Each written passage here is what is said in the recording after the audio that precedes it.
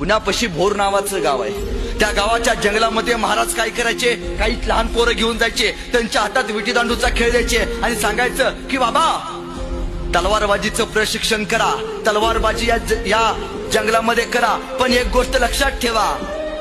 महाराजांनी जंगलाच्या बाहेर 2 पोरं उभी केलती आणि त्यांना सांगितलेलं की बाबा बाहेरून कोणीतरी अनोळखी व्यक्ती येताना दिसलं तर तुम्ही फक्त कुठल्या तरी पक्षाचा आवाज काढा, म्हणजे आम्ही हातातल्या तलवाऱ्या फेकतो आणि पोरांना विटीदांडीचं प्रशिक्षण देतो, कारण बाहेरच्या शत्रूला कळू नये की आता स्वराज्याची गाठ बांधली जाते। एकदा बाहेरून भरजी नाईक येत होते। नायकांना बघितला बरोबर जंगलाच्या बाहेर उभे केलं 2 पोरांनी हुबेहूब मोराचा आवाज काढला। नाईक आत आली, महाराजांना भेटली, महाराजांना म्हणाले महाराज एक संधी द्या महाराज तुमच्यासाठी काम करायला। महाराज म्हणाले काय करतोस रे तू? काय नाही जी, वेषांतर करतो, असं करतो, माझ्यासारखं वेषांतर अखंड मावळात कोणी करत नाही असं लोक म्हणतात। महाराज म्याना पिंगळा होतो बर का, महाराज म्याना भिकाऱ्याचं वेश घेतो बर का, महाराज तुमच्या गुप्तचर यंत्रणेमध्ये या शेतकऱ्याच्या पोराला घ्याल का महाराज? महाराज तुम्ही जिथं जिथं चाल ना तिथं तिथं जायच्या अगोदर तिथली प्रत्येक माहिती द्यायचं काम हा भरजी करेल।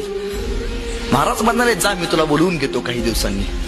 नाईक जायला निघाले, 2-4 पावलं पुढे गेले, पुन्हा माघारी आले आणि महाराजांना नाईक म्हणतात महाराज जंगलाच्या बाहेर जी तुम्ही 2 पोरं उभी केली ती त्यासनी सांगा मोर्या दिसात वरडत नसत्यात म्हणून।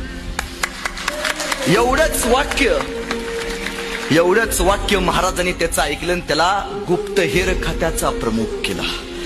छत्रपती शिवाजी महाराजांच्या राणी वेसात जायचं न्यायचं कोणालाही परमिशन नव्हती, जायची न्यायची परमिशन फक्त एकाच माणसाला होती, ते म्हणजे भरजी नाईकांना। तुम्हाला माहिती आहे आपल्या घरात एक पोस्टर असतं राज्याभिषेक सोहळ्याचं, त्यात एक इंग्रज अधिकारी आहे, तो काय करतोय महाराजांना मुजरा करतोय।